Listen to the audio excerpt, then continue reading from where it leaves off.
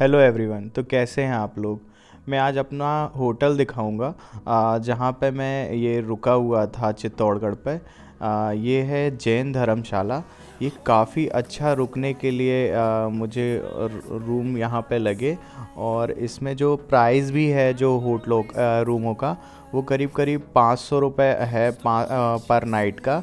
और जो रूम भी हैं वो भी काफ़ी अच्छे बने हुए हैं। तो मैं आपको अपने रूम दिखाता हूँ कि यहाँ पे कैसे रूम भी हैं। और काफ़ी अच्छा रूम लगा मुझे। नीट एंड क्लीन भी है जो रूम दिया है। और बेड शीट जो भी है काफ़ी अच्छी क्वालिटी का है। और स्पेस भी अच्छा था रूम में। और जो ये यहाँ का बाथरूम भी है वो भी काफ़ी नीट एंड क्लीन था, आप देख सकते हैं। ओवरऑल मुझे तो काफ़ी अच्छा लगा यहाँ का। और अगर आपको लगता है तो आप भी यहाँ पे आ सकते हैं। यहाँ पे ऑनलाइन बुकिंग नहीं होती है। आप यहाँ आके डायरेक्ट ही बुकिंग कर सकते हैं। तो चलिए फ्रेंड्स, चित्तौड़गढ़ हम फोर्ट घूमने चलते हैं। सुबह के करीब करीब 8 बजे हुए हैं और हम घूमने निकल चुके हैं। जो जैन धर्मशाला है जहाँ पे होम स्टे लिया हुआ था मैंने, वो करीब करीब वहाँ से ये 2 से 3 किलोमीटर के डिस्टेंस पर है चित्तौड़गढ़ फोर्ट। और मॉर्निंग में 8 बजे करीब ओपन हो जाता है चित्तौड़गढ़ फोर्ट घूमने के लिए। जो जो मेन प्लेसेस हैं घूमने के लिए चित्तौड़गढ़ फोर्ट पर। तो चलिए हम जल्दी से चलते हैं। पहले तो नाश्ता करेंगे और फिर वहाँ से डायरेक्ट निकल चलेंगे चित्तौड़गढ़ फोर्ट के लिए, क्योंकि हमें चित्तौड़गढ़ घूमकर फोर्ट को और उसके बाद सावलिया जी निकलना है। और सावलिया जी घूमकर फिर वहाँ से उदयपुर आज ही निकलना है। इसलिए ज़्यादा टाइम ख़राब करना बेकार है और टाइम से ही निकलना ज़्यादा सही रहेगा। इसलिए मॉर्निंग में जल्दी हम लोग निकल गए थे। ये यहाँ की गंभीरी रिवर है जिसके ऊपर ये ब्रिज बना हुआ है। काफ़ी बड़ी रिवर है। और हम चित्तौड़गढ़ फोर्ट पहुँच गए हैं। इसको दुर्ग भी कहते हैं। और ये यहाँ का इस फोर्ट का पहला गेट है। तो हम इस गेट के अंदर आ चुके हैं। और ये काफ़ी मैंने देखा है इस साइड जो फोर्ट हैं, काफ़ी लोग इसके अंदर ही लोग रहते हैं। आप आजू बाजू देख सकते हैं कि लोगों के घर भी बने हुए हैं इस फोर्ट के अंदर। काफ़ी बड़े एरिया में है, करीब करीब 13 किलोमीटर की तो इस फोर्ट की बाउंड्री है। और ये एशिया का सबसे बड़ा फोर्ट भी है। और एक बात और फ्रेंड्स थी, कभी यहाँ पे गर्मी में आना ज़्यादा सही नहीं रहेगा। काफ़ी गर्म एरिया भी है ये इस साइड का। तो गर्मी में आने में इसको अवॉइड करें आप जितना हो सके।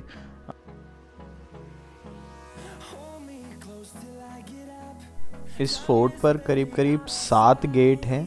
और ये जो गेट है ये गेट नंबर 2 है। इसको भैरव पोल भी कहते हैं। इस फोर्ट में आप आराम से अपने 2 व्हीलर और 4 व्हीलर के थ्रू आ सकते हैं, क्योंकि ये काफ़ी बड़ा फोर्ट है। और इसमें कहीं भी रोक टोक नहीं है कि आप इसके अंदर 2 व्हीलर या 4 व्हीलर ले जा नहीं सकते हैं। आप आराम से इसके अंदर अपने साधन जिसके भी थ्रू आए हुए हैं तो उससे आराम से आप इसके अंदर घूम सकते हैं। ये जो गेट है ये गेट नंबर 3 है और इसको हनुमान पोल कहते हैं। पुराने टाइम पे बहुत ज़्यादा युद्ध होते थे। इस वजह से इस फोर्ट में इतने सारे दरवाजे बनाए गए हैं ताकि सेफ्टी रहे। और ये जो है ये 4th नंबर का गेट है जिसको गणेश पोल भी कहते हैं। ये ऊपर से शायद डैमेज हो गया है।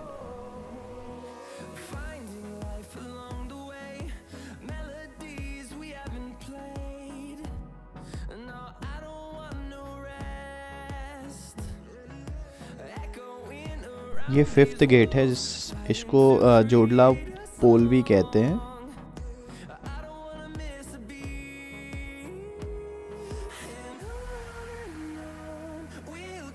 और ये जो है गेट नंबर 6 है जिसको लक्ष्मण पोल भी कहते हैं।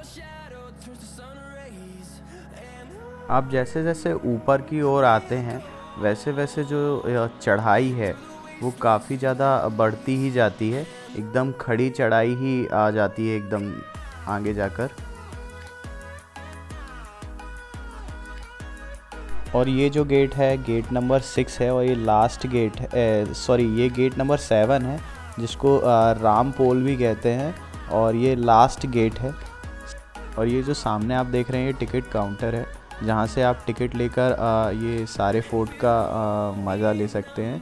और ये जो ये चित्तौड़गढ़ का यहाँ से आप व्यू भी देख सकते हैं टिकट काउंटर के जस्ट सामने ही। काफ़ी अच्छा बनाया हुआ है ये व्यू देखने के लिए, स्पेस भी काफ़ी अच्छा है यहाँ पे।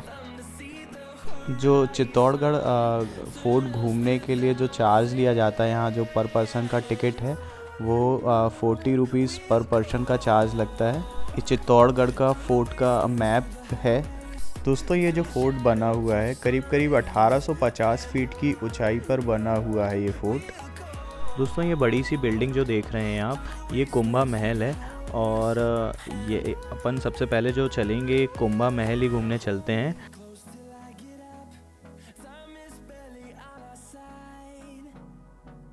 1303 में कुंभा महल को अलाउद्दीन खिलजी ने डिस्ट्रॉय कर दिया था।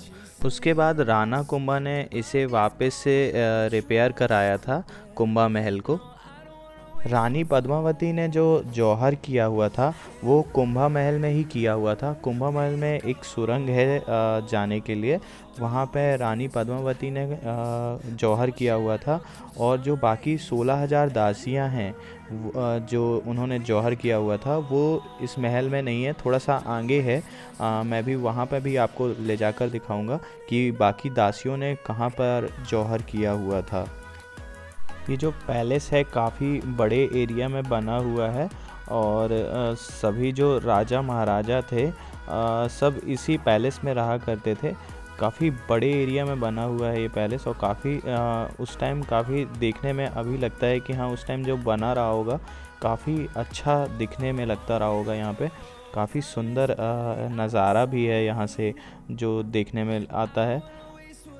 जो लाइट शो इस फोर्ट पर अरेंज किए जाते हैं वो इसी प्लेस पर अरेंज किए जाते हैं।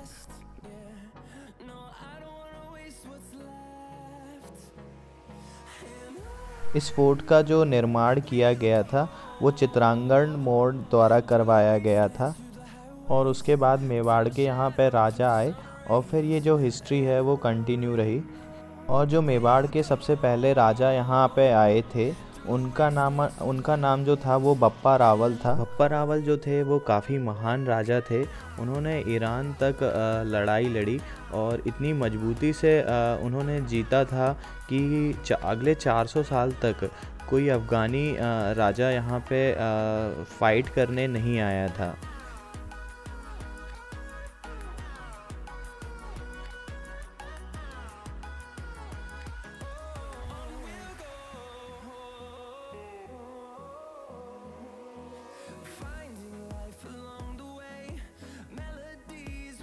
फोर्ट का ये वाला जो एरिया है ये छत का एरिया है और यहाँ से आप अपने इंडियन फ्लैग को भी देख सकते हैं जो कि देखने में काफ़ी ज़्यादा सुंदर लगता है।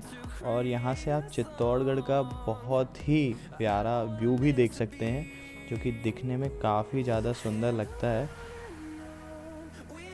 इस बड़े से फोर्ट के अंदर करीब करीब 113 मंदिर हैं और 84 करीब करीब वाटर टैंक हैं। और उस ज़माने में करीब करीब 70,000 लोग इस फोर्ट के अंदर रहते थे। और मीराबाई जो थी वो इसी पैलेस के अंदर रहती थी। मीराबाई जो थी एक बहुत ही महान कृष्ण भक्त भी थी। मीराबाई का जो ससुराल भी है वो भी चित्तौड़गढ़ में ही है।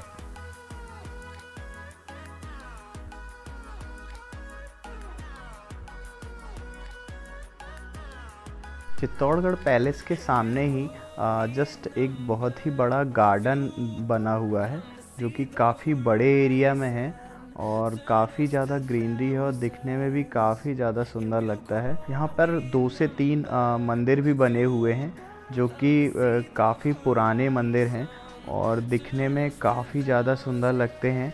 आप इनकी बनावट देख सकते हैं कि कितनी मुश्किल से इन मंदिरों को बनाया गया होगा और कितना सुंदर इन्हें बनाने की कोशिश की गई है। काफ़ी ज़्यादा सुंदर लगता है देखने में यह मंदिर। इसमें बीच में शिवलिंग भी रखी हुई है।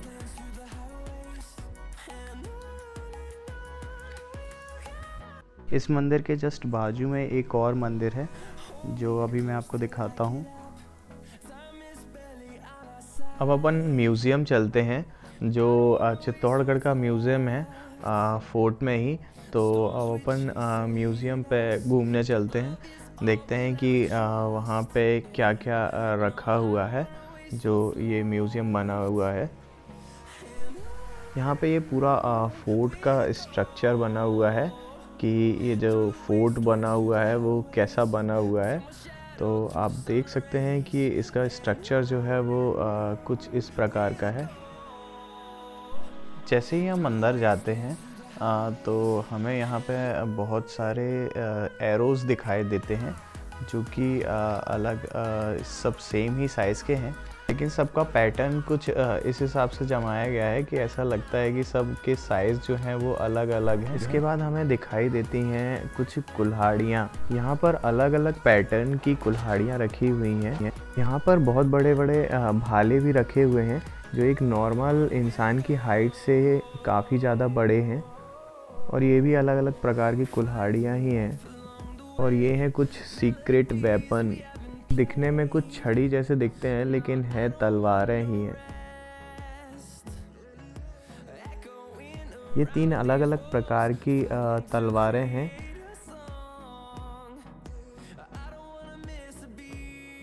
और ये जो ढाल है ये मगरमच्छ की स्किन से बनी हुई है। और ये जो आप देख रहे हैं अलग अलग प्रकार की बंदूकें हैं जो उस टाइम यूज़ की जाती थी। कुछ का साइज़ दिखने में तो काफ़ी छोटा है पर कुछ साइज़ में काफ़ी बड़ी भी हैं।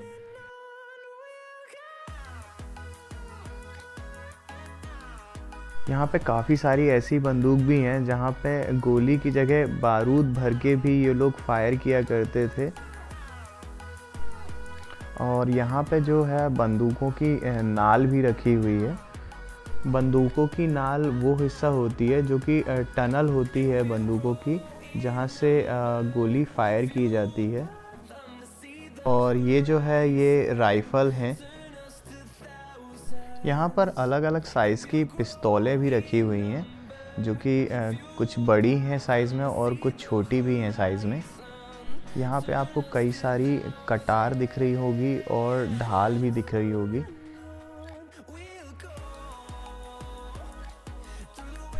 यहाँ पर ये जो आप देख रहे हैं ये कवच है जो कि युद्ध के टाइम पर राजा महाराजा यूज़ किया करते थे।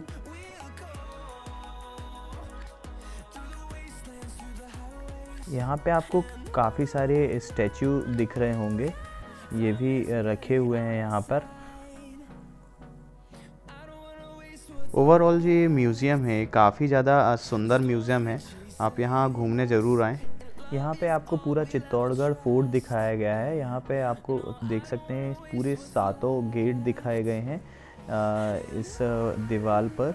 और उसके बाद आप आगे आएंगे तो आपको ये चित्तौड़गढ़ का पूरा डिटेल फ़ोटो म्यूज़ियम मिलेगा आपको, जहाँ पे ये पूरी जो भी फोर्ट में हैं ये सारी डिटेल के साथ यहाँ पे दिखेगा।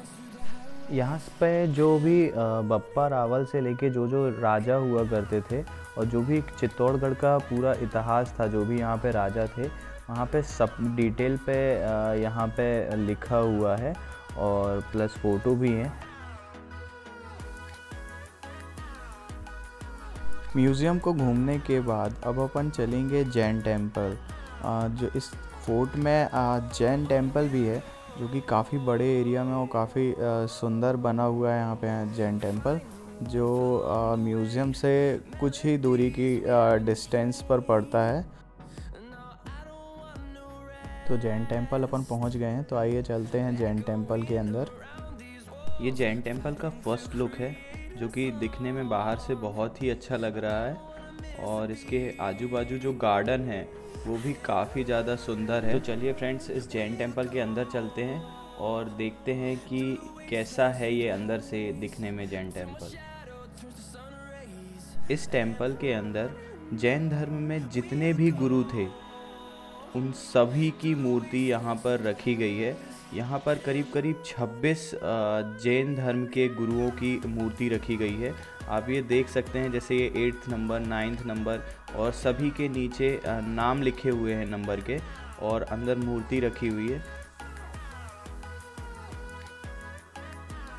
ये जो टेम्पल है ये 27 छोटे बड़े मंदिरों से मिलकर बना हुआ है, इसलिए इस टेम्पल को सतबीज देवी टेम्पल कहते हैं। और यह जो टेम्पल है ये 15वीं सदी में बना हुआ है। ये जो टेम्पल है ये श्वेतांबर जैन टेम्पल है।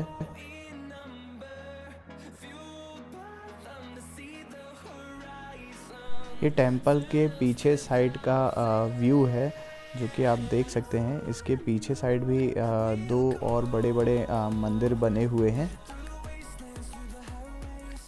इस टेम्पल का फ्रंट देखकर ऐसा लगता है कि जो दीवार है ये बाद में बनाई गई है, और इसका जो मेन गेट था वो शायद यहीं से था, और जो अभी समय के साथ इसको दीवार जो है यहाँ सामने से कर दी गई है, लेकिन जो इसका फ्रंट था वो इधर ही से था। अभी जो प्रेजेंट में अपन आते हैं इस टेम्पल के अंदर, वो शायद ये इसका बैक साइड था। इस टेम्पल की जो बाउंड्री वॉल है उसमें चारों साइड फूल लगे हुए हैं, जो इस टेम्पल की खूबसूरती को और भी ज़्यादा बढ़ा देती है, और ये देखने में काफ़ी अच्छा लगता है।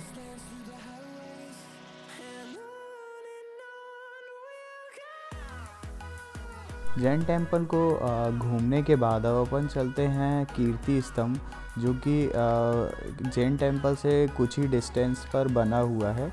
और कीर्ति स्तंभ जो है वो विजय स्तंभ जैसा ही सेम बना हुआ है, दिखने में जो है काफ़ी ज़्यादा अच्छा लगता है।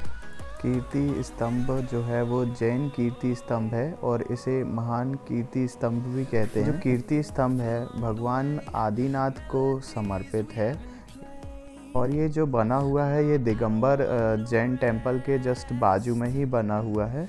ये जो कीर्ति स्तंभ है करीब करीब 6 फ्लोर का है, और इस कीर्ति स्तंभ के अंदर सीढ़ियाँ भी बनी हुई हैं इसके ऊपर जाने के लिए। प्रेजेंट टाइम पे गवर्नमेंट ने इसके अंदर जाने के लिए रोक लगा दी गई है।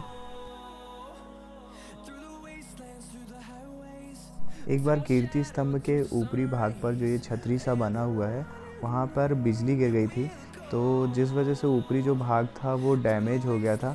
लेकिन उस टाइम के जो राजा थे यहाँ पे चित्तौड़गढ़ के, उन्होंने वापस से कीर्ति स्तंभ को रिपेयर करवा दिया था। कीर्ति स्तंभ को घूमने के बाद अपन प्राचीन नीलकंठ महादेव मंदिर चलते हैं, जो कि कुछ ही डिस्टेंस पर है कीर्ति स्तंभ से। यहाँ पर आप जब भी घूमने आते हैं तो अपने साथ एक पानी की बोतल ज़रूर लेकर आएँ, क्योंकि यहाँ पे गर्मी भी बहुत होती है और आपको पैदल भी बहुत चलना पड़ेगा, जिस वजह से आपको प्यास भी बहुत जल्दी लगेगी। इसलिए आपका गला ना सूखे, इस वजह से आप पानी की ज़रूर बोतल लेकर आएँ।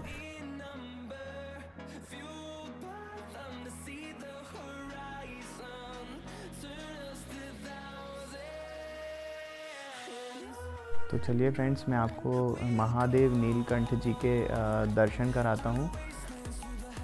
तो ये रहे हमारे नीलकंठ महाराज जी।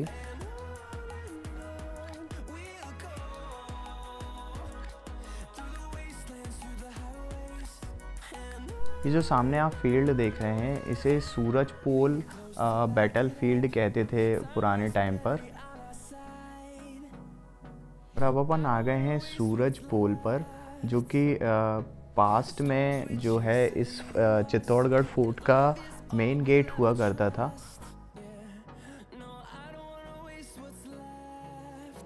इस गेट के सामने भी जो है ये जो नीचे जाने के लिए कच्चा रास्ता बना हुआ है, इस रास्ते पर भी करीब 7 गेट बने हुए थे।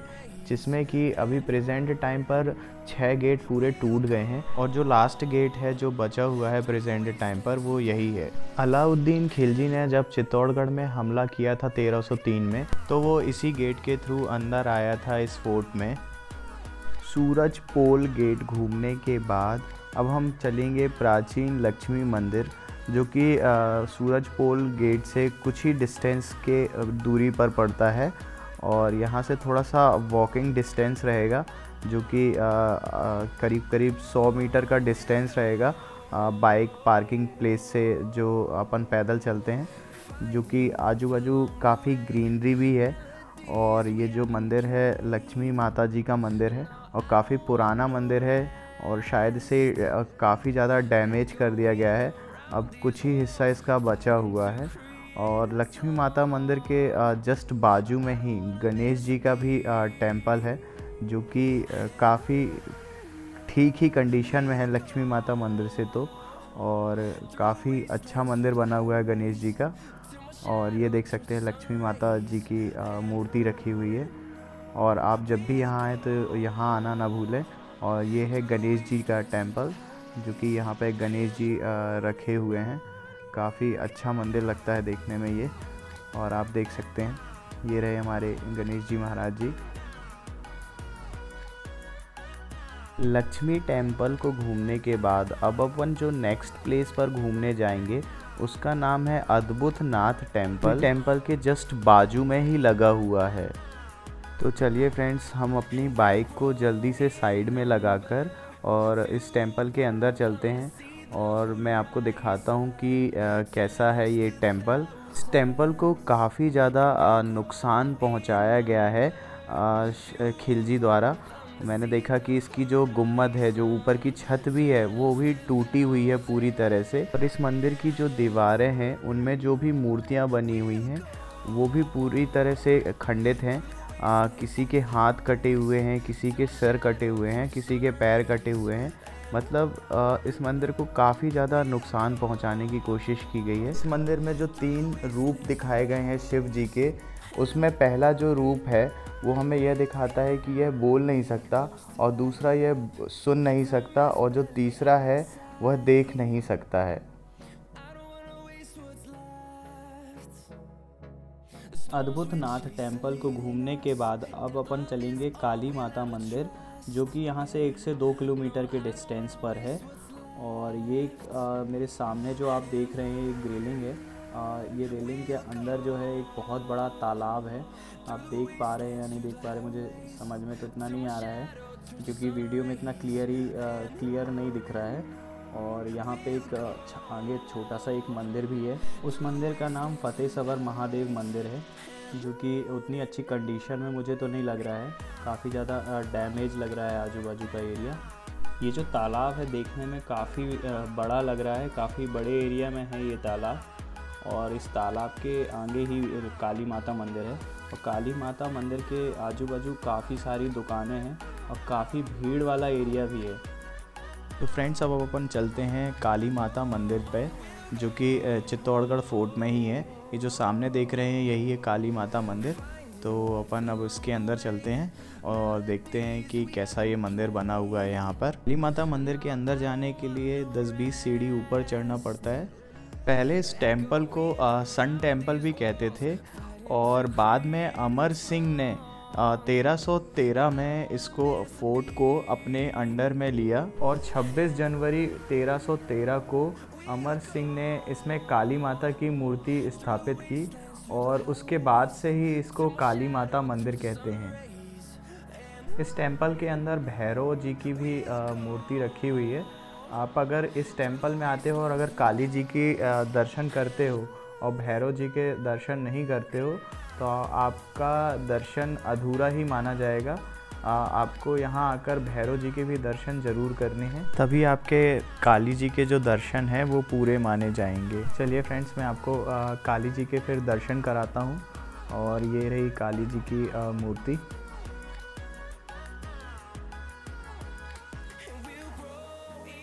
काली माता मंदिर के बाद अब अपन चलते हैं पद्मनी पैलेस, जो कि काली माता से थोड़ा सा ही डिस्टेंस पर है। और ये आप देख सकते हैं, ये जो है ये पुलिस चौकी है चित्तौड़गढ़ फोर्ट की। और यहाँ पे काफ़ी छोटा सा मार्केट भी लगा हुआ है, और थोड़ा सा आगे ही आप फ़ोटो वोटो क्लिक करवा सकते हैं। यहाँ पे काफ़ी फ़ोटो लेने वाले लोग भी रहते हैं। पद्मनी पैलेस के जस्ट बाजू में ही जल महल है, जो कि समर कैपिटल थी इस फोर्ट की। क्योंकि जो रानी थी वो इसी पद्मनी पैलेस में रहा करती थी गर्मी के टाइम पर। रानी पद्मावती जो थी काफ़ी ज़्यादा सुंदर थी, जिस वजह से उनकी खूबसूरती के चर्चे खिलजी ने सुने, और उनको देखने के लिए खिलजी दिल्ली से चित्तौड़गढ़ आ गया था। जब खिलजी चित्तौड़गढ़ आया तो उसने रतन सिंह से एक बार रानी पद्मावती को देखने की रिक्वेस्ट की, लेकिन रतन सिंह ने उसको मना कर दिया था, क्योंकि कोई भी राजा अपनी रानी को देखने नहीं दे सकता था। लेकिन खिलजी ने करीब करीब 6 मंथ तक इस फोर्ट को घेरे रखा, जिस वजह से इस फोर्ट में जो भी खाने पीने की सामग्री थी वो सब खत्म हो गई थी, और जो प्रजा है वो भूख से मरने लगी थी। जिस वजह से रानी पद्मावती ने रतन सिंह से बात की, और उसके बाद खिलजी को रानी पद्मावती को देखने के लिए बुलाया गया था। और ये वही जगह है जहाँ से ये जल महल दिखता है, और यहीं पर खड़े होकर खिलजी ने पहली बार पद्मावती को देखा हुआ था। पद्मावती नीचे जल महल में खड़ी हुई थी, और खिलजी जो है वो पद्मनी पैलेस में खड़ा हुआ था, और यहीं से पद्मावती को खिलजी ने देखा हुआ था। जब खिलजी पहली बार चित्तौड़गढ़ आया था वो 1299 में आया था, और उस टाइम जो वॉर हुई थी वो अलाउद्दीन खिलजी हार कर गया था।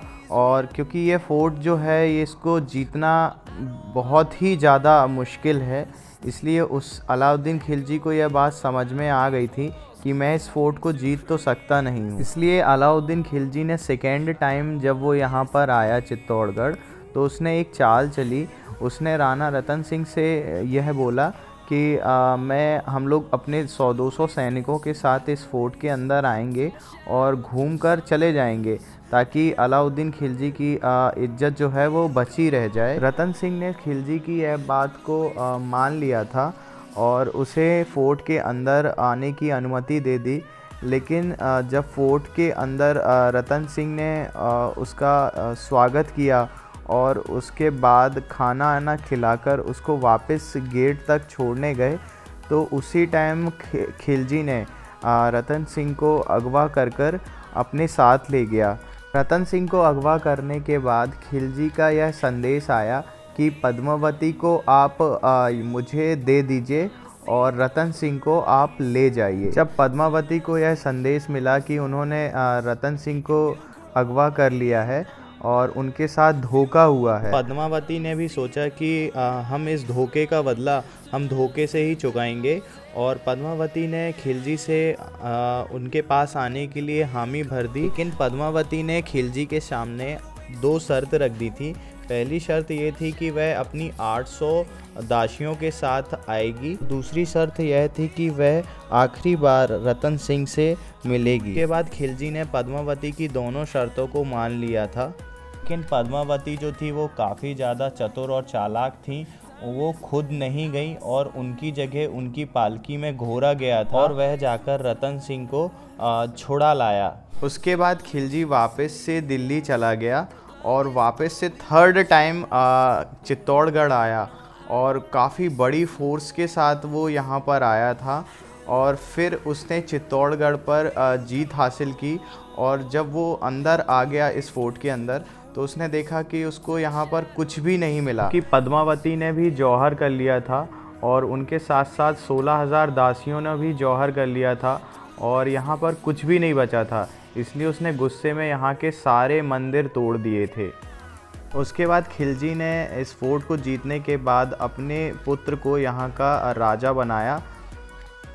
जल महल के सामने ही जस्ट बहुत सारा मार्केट लगा हुआ है, और काफ़ी सारी यहाँ पे कपड़े की भी शॉप है, जहाँ पे आप कपड़े रेंट पर लेकर फ़ोटो वोटो क्लिक करा सकते हैं। और यहाँ पे घोड़े वाले भी हैं, ताकि आप इनमें घोड़ों पे चढ़कर भी फ़ोटो अलग अलग पोजेस के साथ फ़ोटो यहाँ पर ले सकते हैं।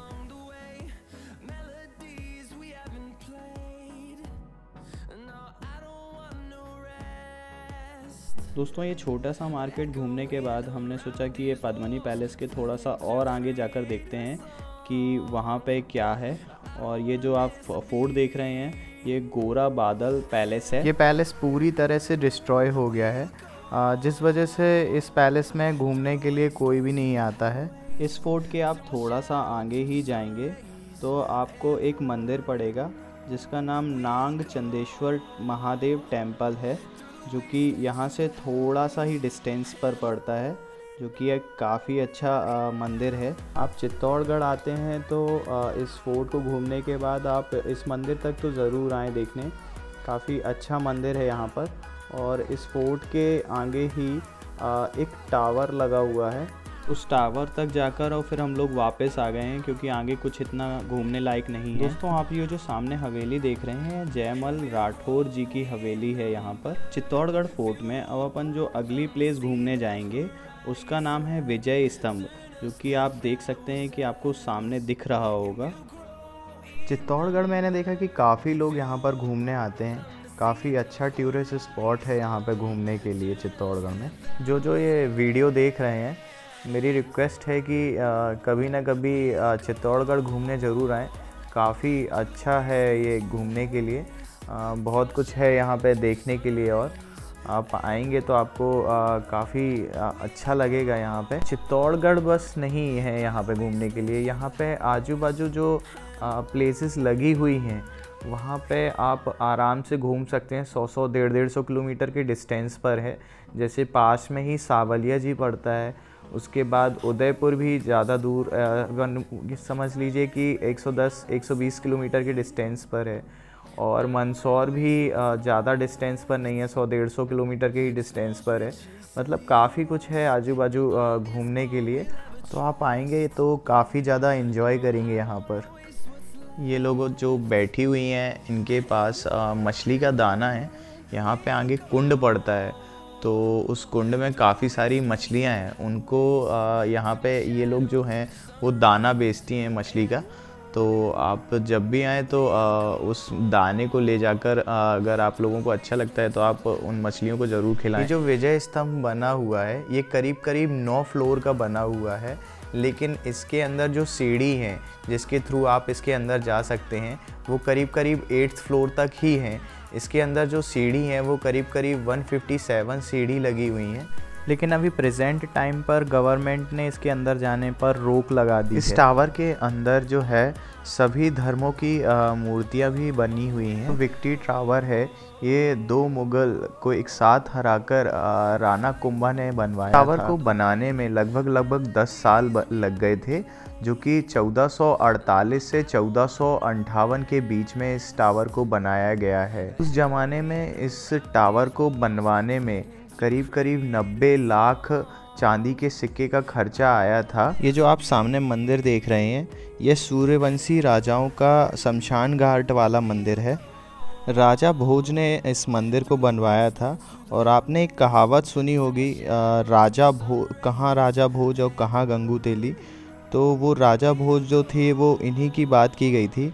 उनका फ्रेंड था जो कि काफ़ी ज़्यादा गरीब था, गंगू तेली। तो राजा भोज ने गंगू तेली को एक दिन का राजा बनाया था। तभी से एक कहावत चली आ रही है कि कहाँ राजा भोज और कहाँ गंगू तेली। राजा भोज ने इसे 11th सेंचुरी में बनवाया था और खिलजी ने इससे बाद में तोड़ दिया था।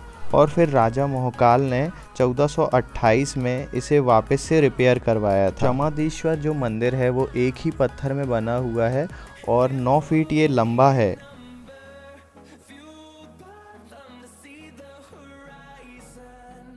ये जो आप नीचे टैंक देख रहे हैं इसको गौमुख टैंक कहते हैं और ये नीचे जाने के लिए इसमें सीढ़ी भी बनी हुई है। तो चलिए फ्रेंड्स नीचे जाकर देख कर आते हैं कि कैसा ये टैंक बना हुआ है। इस टैंक में हमेशा 24 घंटे गौमुख के मुंह से हमेशा पानी गिरता रहता है। कभी इसमें पानी बंद नहीं होता और काफ़ी ज़्यादा साफ़ पानी रहता है।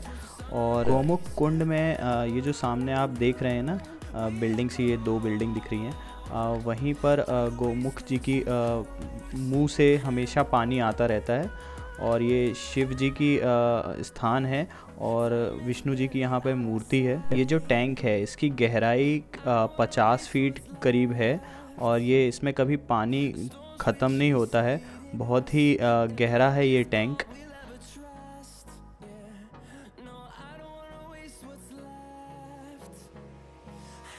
एक कुंभा महल में मैंने एक सुरंग भी दिखाई थी। वो जो सुरंग है वो इसी पानी के टैंक के नीचे निकलती है। काफ़ी लंबी सुरंग है। जो उस टाइम की रानियां थीं वो उसी सुरंग के माध्यम से इस टैंक तक आती थी और यहाँ पर नहाकर पूजा करके और फिर वापस चली जाती थी। गौमुख कुंड के जस्ट ऊपर ही जैन मंदिर है, क्योंकि जो भी यहाँ पे अकाउंट का काम करते थे ये सब जैन लोग ही करते थे। जैसे कि आपने वीर बाबा साहब का नाम तो सुना ही होगा, वो जैन ही थे। जो गौमुख कुंड है ये चित्तौड़गढ़ सिटी से 580 फीट ऊंचाई पर है और जो सी लेवल की इसकी ऊंचाई है वो करीब करीब 1850 फीट की इसकी ऊंचाई है। अब अपन इस कुंड को घूमने के बाद ऊपर साइड की ओर चलेंगे। विजय स्तंभ के जस्ट नीचे ही जौहर कुंड बना हुआ है, जहां पद्मावती ने जौहर किया हुआ था। ये आप देख सकते हैं कि यही जो है जौहर कुंड था, लेकिन प्रेजेंट टाइम में गवर्नमेंट ने इसको पूरे में गार्डन बना दिया है उस जौहर कुंड को ख़त्म कर कर। जौहर कुंड को घूमने के बाद अब अपन महल के आगे वाले हिस्से में चलेंगे। गवर्नमेंट ने एक चीज़ बहुत अच्छी की है कि साइड में बैठने के लिए अच्छे सारे गार्डन बना दिए गए हैं, जो कि इस फोर्ट को की सुंदरता भी बढ़ाते हैं और देखने में भी अच्छा लगता है। और काफ़ी ज़्यादा ग्रीनरी भी है और एक बैठने के लिए लोगों को स्थान भी मिल जाता है। काफ़ी अच्छा बनाया हुआ है। आप आते हैं तो थोड़ा सा बंदरों से सावधान रहें, क्योंकि यहाँ पे बहुत ही ज़्यादा बंदर भी आपको देखने को मिलते हैं और काले मुँह के बंदर रहते हैं, तो काफ़ी ज़्यादा होते हैं यहाँ पे बंदर। थोड़ा सा जो खाने पीने का सामान आप लेकर आते हैं तो उससे थोड़ा सा बच के रहें।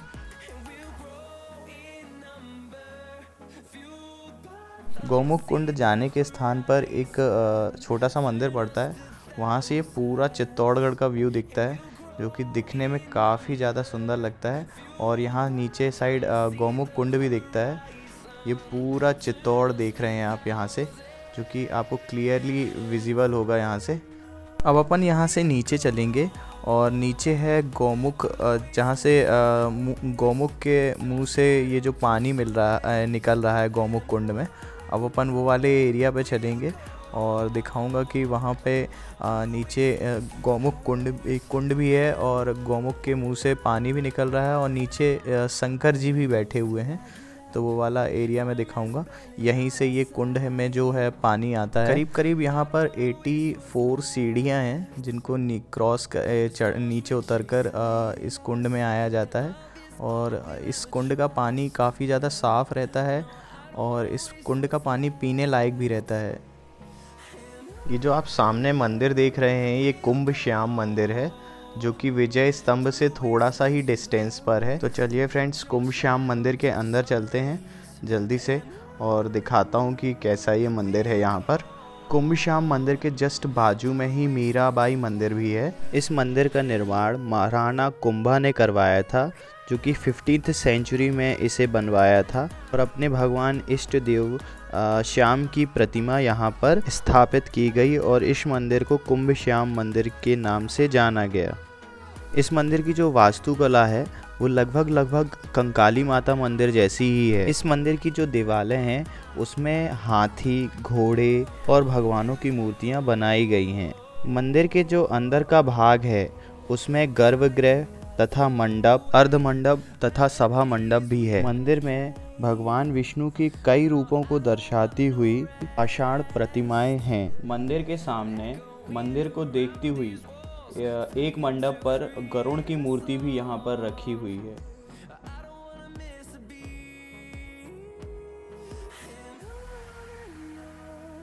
कुंभ श्याम मंदिर के परिसर पर मीराबाई की मूर्ति भी रखी गई है और उनका यहाँ पर मंदिर भी है। इस मंदिर का निर्माण राणा सांगा ने करवाया हुआ था। यहीं पर मीराबाई बैठकर अपने इष्ट देव कृष्ण जी की भक्ति में लीन रहा करती थीं। लोगों का मानना यह भी है कि जब कान्हा जी ने विष का प्याला भेजा था तो मीरा जी ने यहीं पर बैठकर उस विष के प्याले को पिया हुआ था। मीरा मंदिर के जस्ट बाजू में ही एक छोटा सा मंदिर है जिसमें मीरा जी के जो गुरु थे उनके पद हैं, जो उनके पैरों के निशान वहाँ पर बने हुए हैं। तो चलिए फ्रेंड्स, इस वीडियो को यहीं पर ख़त्म करते हैं। डे 2 जो रहेगा वो नेक्स्ट पार्ट में भी कवर रहेगा, क्योंकि एक ही पार्ट में डे 2 को कवर करना हो नहीं पाएगा, क्योंकि ये वीडियो काफ़ी ज़्यादा लंबी हो गई है और पूरा अगर दिन कवर करेंगे इस वीडियो पर तो ये वीडियो काफ़ी ज़्यादा लंबी हो जाएगी। जो अपन नेक्स्ट वीडियो में कवर करेंगे वो रहेगी चित्तौड़गढ़ से अपन सावलिया जी जाएंगे और सावलिया जी से उदयपुर जाकर रात में वहीं पर रुकेंगे। तो अगली वीडियो जो रहेगी वो वहाँ तक की रहेगी। तो guys, thank you for watching this video. मिलते हैं अपन नेक्स्ट वीडियो पर।